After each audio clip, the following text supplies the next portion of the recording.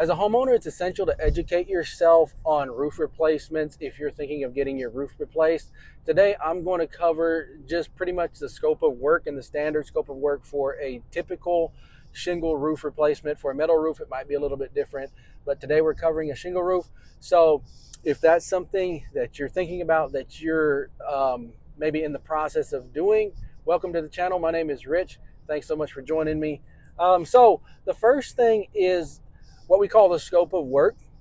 So what is going to be done? Sometimes you'll get an estimate that just says, okay, it's $14,000 roof tear off and roof replacement. It doesn't tell you what type of shingle they're replacing it with. They don't tell you a scope of work. They don't tell you any details, so they're not held liable when they tear that roof off, put a new roof on. If they cut corners, if they use cheap underlayment, if they do stuff like that, they're not held accountable because in their contract it doesn't say anything like that. So when you're looking for a roofer, make sure to look for one that has a list of what they're going to do, has a really detailed scope of work, so that they can be held accountable when they're installing that roof or when they're performing that work.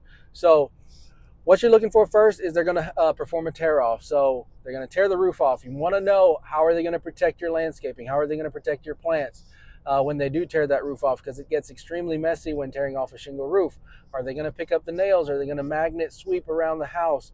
Typically, most contractors will do that, but that's still, it's simple and it's pretty common, but it's something that you want to know. How are you going to protect my assets? The second thing is, when they tear it off, they got to dispose of it. Are they going to dispose of it? Typically, that's included as well, but it might be something that you might want to ask. Is there an extra charge for disposal? They got to take those shingles to a landfill somewhere. Once the shingles are torn off, what happens if they find rotten wood underneath?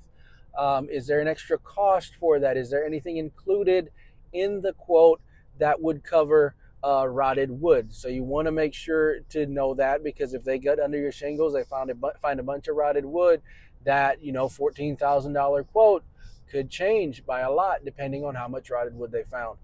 So you want that in writing. What's it going to cost to repair that in the case that there is some?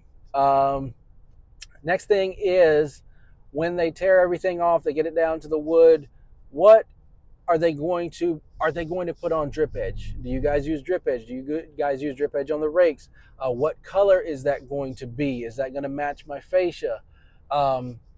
Also, if you have gutter guards, how do you plan on protecting my gutter guards? There are styles of gutter guards that when you roof, they have to come off before you can re-roof the house. So you want to ask about that, or you at least want to know about it.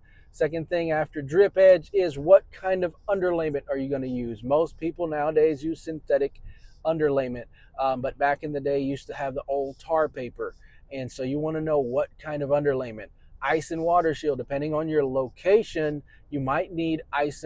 In some northern states, you need ice and water shield on the eaves as well as in the valleys. Here in Tennessee, it's just code that we required in the valleys. So are you going to protect the valleys with ice and water shield? What about around the eaves?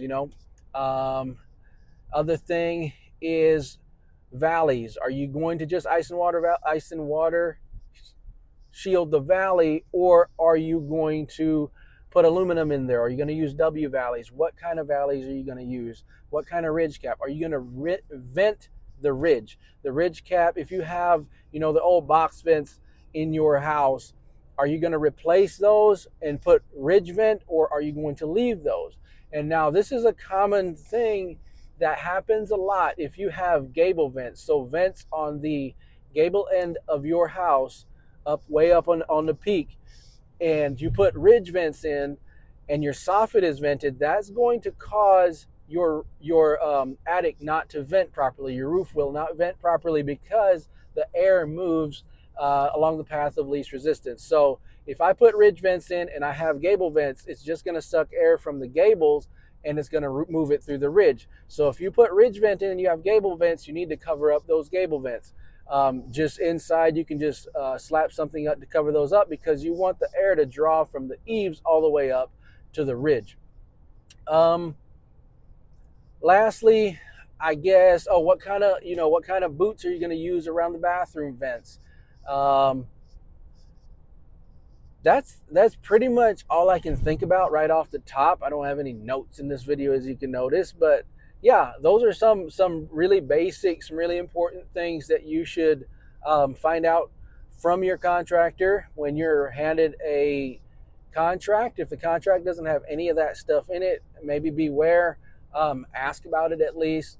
So I hope this video helps you guys. Thank you so much for watching. Again, I'm Rich your Roofer. God bless. Until next time, bye-bye.